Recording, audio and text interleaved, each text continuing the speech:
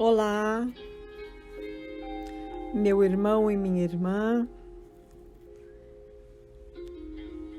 O meu nome é Márcia Ribeiro Prazinos e é com muita alegria que trago mais uma mensagem do livro Vinha de Luz. Lição Vigilância. E Mateus, no capítulo 24, ele registra: Vigiai, pois, porque não sabeis a que hora virá o vosso Senhor. Palavras de Jesus. Ninguém alegue o título de aprendiz de Jesus por furtar-se ao serviço ativo na luta do bem contra o mal, da luz contra a sombra. A determinação de vigilância partiu do próprio Jesus, dos seus próprios lábios, através do Mestre Divino. Não é possível preservar algum patrimônio precioso sem vigiá-lo atentamente. O homem de consciência, com esta consciência retilínea, em todas as épocas, ele será obrigado a participar do esforço de conservação, ampliando as suas defesas do bem. É verdade, indiscutível, que marchando todos para a fraternidade universal, para a realização concreta dos ensinamentos cristãos, todavia, quando não atingirmos a época em que o Evangelho se materializará na Terra, não será justo entregar o mal à desordem ou à perturbação, à parte de serviço que nos compete realizar. Para defender-se das intempéries, dos rigores climáticos, o homem edificou o lar, vestiu-se convenientemente. E semelhante lei de preservação, ela vigora em toda a esfera de trabalho no mundo, porque as coletividades exigem instituições que lhes garantam o bem-estar e o trabalho digno, sem aflições, sem cativeiros. As nações requerem casas de princípios nobilantes em que se possa refugiar contra as tormentas da ignorância ou da agressividade, do desespero ou da decadência. É no serviço de construção cristã do mundo futuro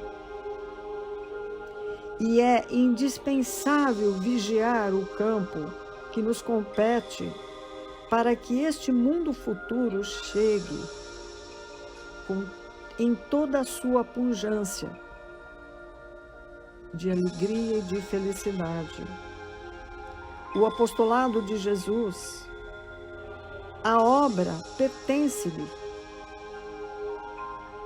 Ele virá no momento oportuno a todos os departamentos de serviço, orientando as particularidades do ministério de purificação e sublimação da vida.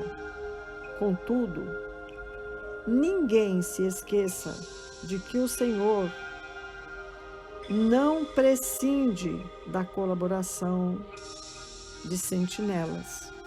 E essas sentinelas somos nós. Após meditarmos sobre esta mensagem escrita por Emmanuel, vigiar e orar, fala-nos Jesus, para que não entreis em tentação. O espírito, na verdade, está pronto, mas a carne é fraca. Registra Mateus lá no capítulo 26, versículo 41. Mas O que é vigilância espiritual? A vigilância espiritual é vigiar ações, a fim de que sejamos sempre instrumentos úteis nas mãos da espiritualidade maior e naquele auxílio necessário, porque ninguém pode alegar o título de aprendiz de Jesus se esquecer esse serviço de luta contra o mal e contra as sombras. Mas o que o espírito deve fazer? Existe um aspecto fundamental para tornar esse discípulo um verdadeiro discípulo de Jesus Cristo. É ter uma compreensão clara desta identidade do Pai Celestial e de Jesus, em especial como eles se assemelham ao nosso respeito. Como é que deve ser o perfil de um vigilante? Porque a determinação de vigilância, ela partiu dos próprios lábios do Mestre Divino. Então, o vigilante, ele deve disciplinar as suas atividades ou supervisionar, fiscalizar como as situações e por que ele deve estar comprometido não só com a segurança, mas também precisa ser disciplinado para controlar os seus impulsos pessoais dentro do seu trabalho físico, dentro da convivência com os demais com os quais ele participa. E como nos fala Emmanuel, como é possível preservar algum patrimônio precioso sem vigiá-lo atentamente? É preciso ser seguidor de Jesus. Se nos tornamos seguidores de Jesus, isso significa que a nossa conduta, a nossa vida, ela estará de conformidade com o padrão ensinado por Jesus. As nossas ações e a nossa vida devem significar a busca das virtudes, adquirir essas virtudes e eliminar os vícios. Significa ser, assim, um verdadeiro discípulo de Jesus, aquele que trabalha pela sua autoiluminação e, evidentemente, através da moral evangélica, essa transformação será suficiente para, inclusive, transformar o mundo. Porque a moral recebeu com a doutrina espírita não apenas a sanção, a confirmação, mas a certeza da sua expansão em todos os mundos para a concretização das profecias vivenciadas e conhecidas no sermão profético trazido por Jesus. Através da moral evangélica, orientados pelo codificador do Espiritismo, a moral evangélica ela recebeu com a doutrina espírita não apenas a orientação e a confirmação, mas a certeza da sua expansão em todos os mundos para concretizar as profecias proferidas por Jesus no conhecido sermão profético.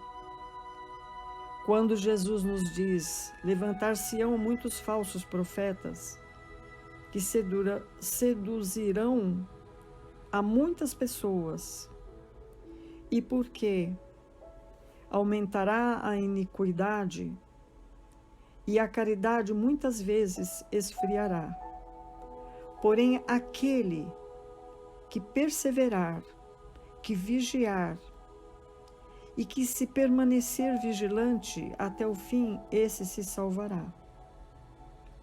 E este evangelho do reino será pregado em toda a terra, para servir de testemunho a todas as nações. É então que Mateus chega ao versículo 24, que o fim chegará, mas que fim será esse? E como nos fala o Evangelho, analisado por Emmanuel, o homem, para defender-se das intempéries e dos rigores climáticos, ele edificou casas, ele criou vestimentas mais convenientes para conservar o calor do seu corpo. E nós vamos encontrar nos filósofos, Lavoisier, por exemplo, a lei de Lavoisier, quando ele fala da conservação, ele diz assim: esta lei foi criada por ele mais ou menos em 1775. Ele afirma que a natureza, e na natureza, nada se cria, nada se perde, mas tudo se transforma.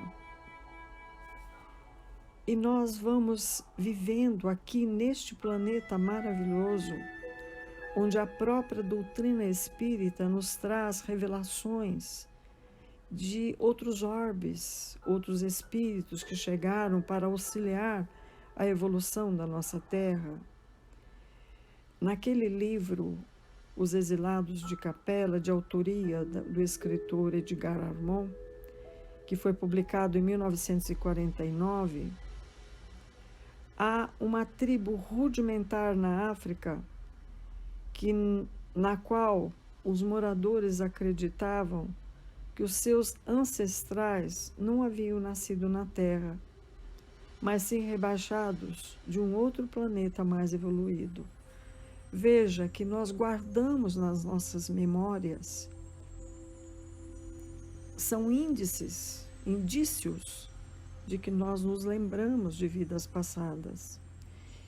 E o objetivo de conquistar as virtudes, de nos transformarmos intimamente, isso tudo causa em nós libertação. Nós vamos eliminando essas nossas imperfeições e vamos fazendo objetivamente um trabalho de burilhamento dentro de nós, que vai nos conduzindo compativelmente com as aspirações que nos levam a esse aprimoramento do nosso espírito.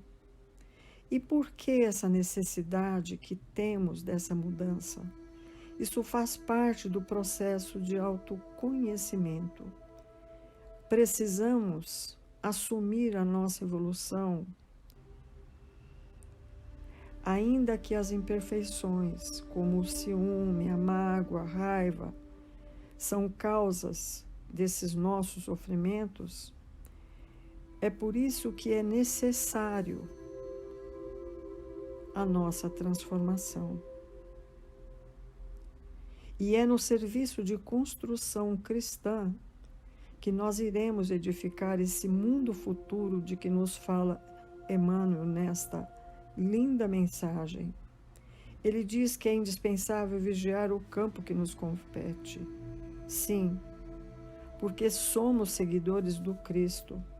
E ser seguidor do Cristo significa que nossa conduta e nossa vida deve ser de conformidade com o padrão ensinado por Jesus. Significa ser um verdadeiro discípulo do Mestre.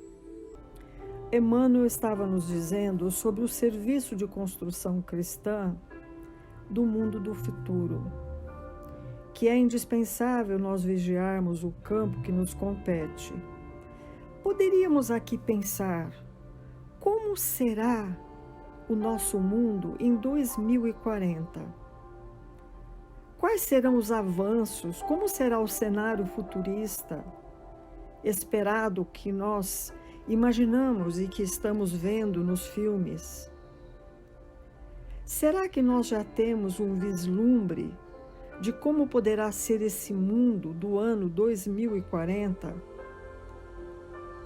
A durabilidade, os drones, os táxis, os veículos robóticos.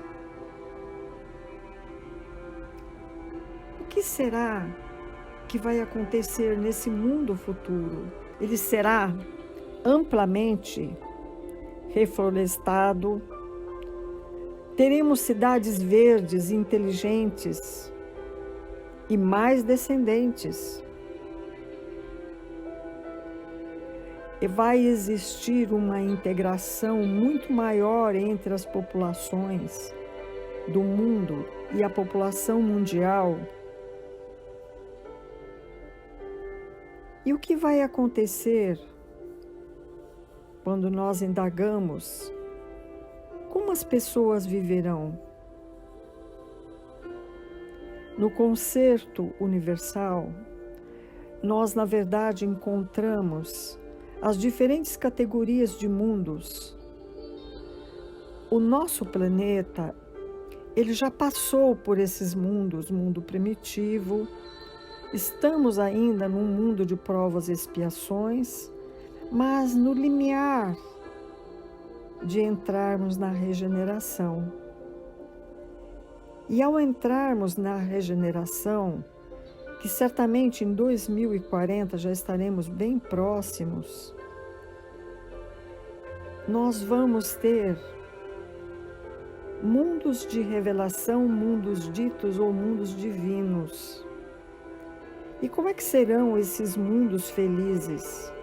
Porque, na verdade, todos esses ensinamentos que recebemos de Jesus, a vinda dele, há um pouco mais de 2000 anos atrás, foi para nos preparar para esta vida futura.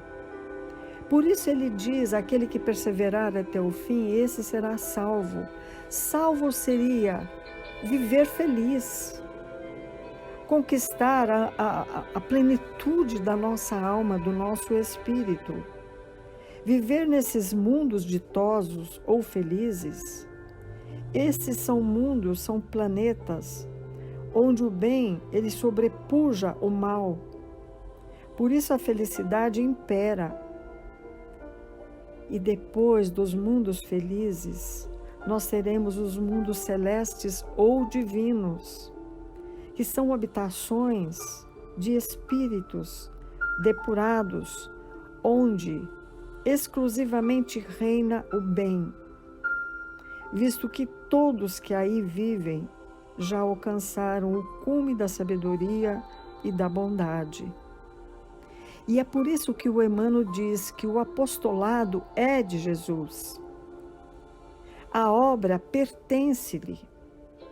E ele virá no momento oportuno a todos os departamentos de serviços, orientando as particularidades do ministério de purificação e sublimação da vida. Mas olha como Emmanuel conclui essa mensagem. Ninguém esqueça de que o Senhor, ele não prescinde da colaboração do sentinela. E quem são esses colaboradores?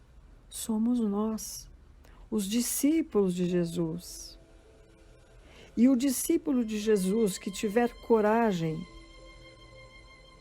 de se autoburilar no seu cotidiano, na certeza de que ele vai se colocar muitas vezes e inteiramente nas mãos de Deus, ele realizará essa vontade que Jesus nos convida a fazer. Porque se o ensino moral contido no Evangelho deve desempenhar tão grande papel na transformação do mundo, em qual momento se deve começar o processo de evangelização da criatura humana? Desde o início.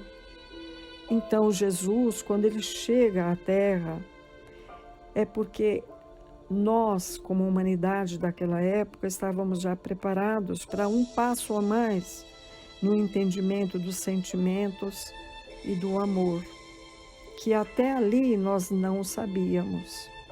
Então a resposta, ela é por demais conhecida quando se pergunta quando se deve iniciar a evangelização. Na infância. E quando Jesus veio, nós éramos ainda espíritos muito infantis. E o que significa para nós essa infância?